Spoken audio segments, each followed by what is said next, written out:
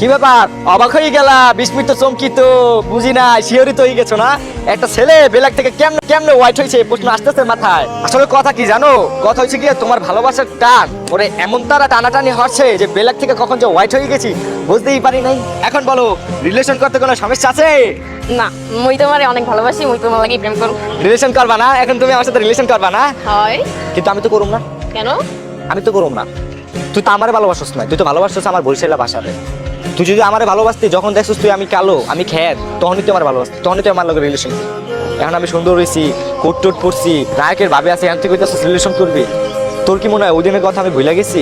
আসলে কি জানো, আমি তোর ভালোবাসি ঠিকই, কিন্তু তুই আমার ভালোবাসাটার দাম দিতে পারলি না। আর তুই যদি আমি তোর সাথে রিলেশনটা করি না, তাহলে ওই শত শত যারা কালা মানুষ আছে না, কালো যাদেরকে তোরা কালো বলো ব্ল্যাক, তাদের অপমান করা হইবে। এর লেগে আজকের থেকে আমি তোর লগে কোনোদিন দেখাও করুম না, আর তোর লগে কোনো যোগাযোগ করুম। তুই তোর মতো থাকিস। আর একটা কথা কি জানোস, সৌন্দর্য দিয়া কোনোদিন ভালোবাসা মাপা যায় না। ভালোবাসা মন থেকে হয়, এটা একটা পবিত্র জিনিস, এটা নিয়ে খেইলো না। ভালো থাকো, আল্লাহ হাফেজ। হৃদয়, হৃদয় শোনো, হৃদয়।